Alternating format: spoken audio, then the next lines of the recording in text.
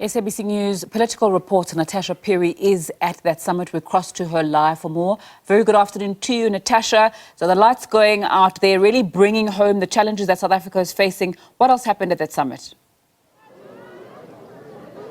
Definitely, Nzinga, and it was somewhat quite embarrassing when the lights actually went out. And of course, the president had to address the issue of, electricity and Eskom, but also electricity in municipalities. You know that various municipalities owe Eskom millions and even billions of rands, Nzinga. And, some mayors actually raised the issue. And the president basically saying that, listen, if you want us to actually scrap off that bill, come with, proposals. But also you as a municipality need to reciprocate, something there. So just also other issues that actually have come under the spotlight over these past few days, and Nzinga, these past 2 days, is the promulgation of the Municipal Systems Amendment Act. You would remember that over a month ago, the president had actually promulgated that act. So for those who don't know what it means, so this act is part of a suite of legislation and efforts that seeks to professionalize local public administration. Also, very importantly, it disallows municipal officials from holding political office. And of course, my next guest is very important in this. One of the youngest acting municipal managers from the Phiri municipality in Mpumalanga, none other than Mr. Ndumiso Mokako, who also, you're a member of the ANC. You're also a member of the Provincial Executive Committee, correct me if I'm wrong, in Mpumalanga. How does this act, the Municipal Amendment Act, actually affect you? Good afternoon, Natasha and the viewers of SABC. I think the amendments of the Municipal Systems Act affects local government in many ways, some good, some not too good. The first one, I'd like us to focus on Section 57, where it speaks about the issue of making managers accountable to the municipal manager full-time, which is very good because there is scientific evidence that shows that if managers are full-time, the stability, the audit outcomes of municipalities improve. It also makes provisions that people who have been found guilty for financial misconduct may not be employed in municipalities for a period of 10 years.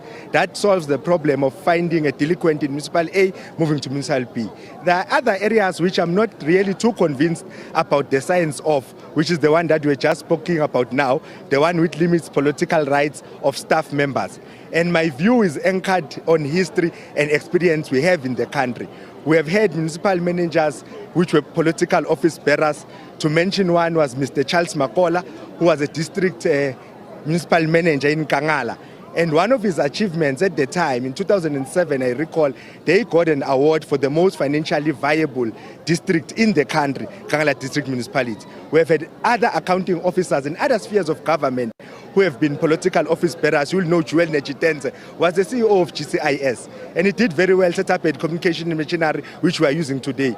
Mr. Frank Chikane was also a Director General in the President's office and was also an NEC member of the ANC. There were never problems. So I'm really not sure on the science that says people who hold political office are the real problem in local government. But there is a need to strike a balance between a professional public service at local government or at all spheres of government and over-politicizing it. That need does exist. Mr. Mokako, with the Municipal Systems Amendment Act, some would argue that it gets rid of the notion of cadre deployment, whereas because you're in political office, you're now deployed to, an office where you know nothing about, you're not even skilled, you're not even equipped for that. And that was what the president was saying inside, that, those officials, municipal officials, need to be skilled and equipped, because this actually it destroys service delivery. Cadre deployment is a global phenomenon. You can't get rid of it, or no political party that is serious about transforming the lives of their people and implementing their manifesto. But how do you ensure that people who are equipped, who are skilled, actually go into various positions to ensure that service delivery actually becomes a reality in municipalities? As things stand, there are regulations in local government that give guidance on the requirements required for each post. For instance, if you want to be a CFO, they say you must have a degree in finance, you must have had so many years experience in management. If the budget exceeds $1 billion, you must have an honors, NQF level 7. So we must follow those regulations religiously and make sure that skilled people, irrespective of political affiliation, make it to work. So I do not think that's the real problem or that's the major part. It's part of the problem. But there are also problems which councillors mentioned here. Problems of capacity because we are unable to attract skilled people because of the salaries we pay. Those are some of the things that we need to look at local government. Other issues that don't, this address, the president's address, was that of ESCOM as well. I mean, so many municipalities actually owe ESCOM money. What do you think could be the solution?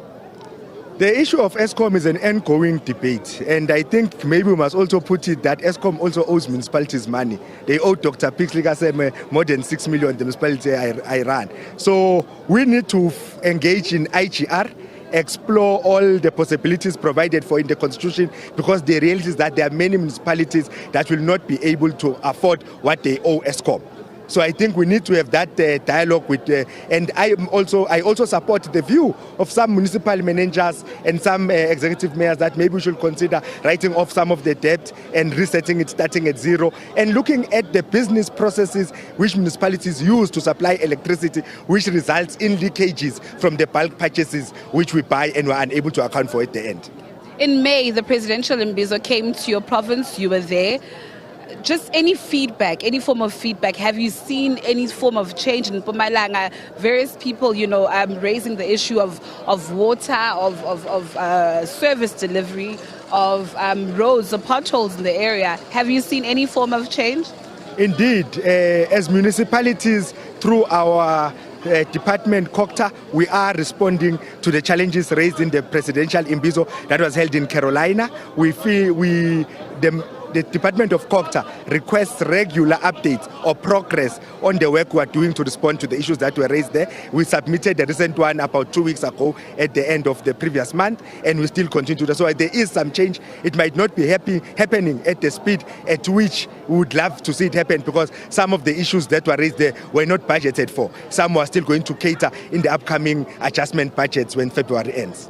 Mr. Mokako, you heard your colleagues here inside. Some are calling for the scrapping of provinces.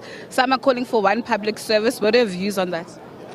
As an administrator, I do not have much to say on policy matters, whether scrapping of provinces or not. But my experience or my understanding of public administration is that one single public service can help, because it will speak to same standards, almost same work, not for local and provincial government. For instance, one of the issues that are there with the limitation of political rights, our colleagues in local government are saying, why do you prohibit an accounting officer who is in a local government to occupy political office and allow an HOD? Why are you saying that it is only local government that is prone to political influence and not provincial government? So we need to get to a system of a single public service administration in the country, and I'm sure that will also help us attract skills. Because one of the things that happen in government departments is that they are able to transfer from one department to another. And recently with municipalities, that has not been allowed. We are still trying to understand the impact of the MSNA on those practices, and then that will also help us attract the necessary skills that we need, in particular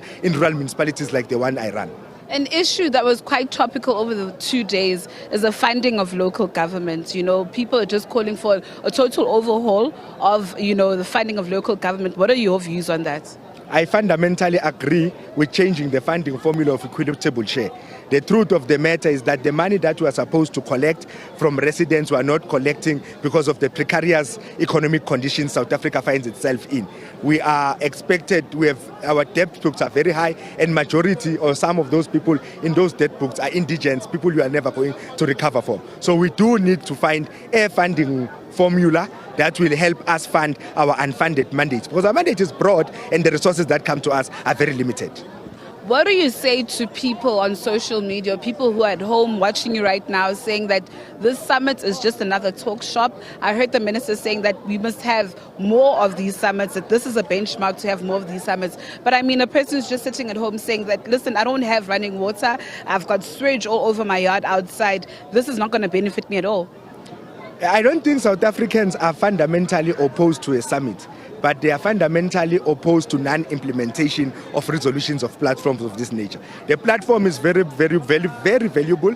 There are many good proposals that are coming out of here. We had Minister Mkunu yesterday sharing his experience in terms of delivery of water and sanitation. The problem is that what do we do when we live here? Do I go to the office, pack these resolutions or recommendations to gather dust, or I implement my duty to the people of Dr. Pixley in South Africa and implement the resolutions taken in this forum? Okay, Mr. Mokako, thank you so much for your time. Thank you very much. Thank you. Well, Nompo and our viewers, I beg your pardon, Zinga and our viewers, let's just hope that, summits of this kind will actually, end up in gaining fruition, whereas the basic person at home will actually be able to access those basic services and deliveries, and that some municipalities will actually, or most municipalities will actually get their acts together and actually deliver those services to the people of South Africa. With that said, it's back to you in the studio.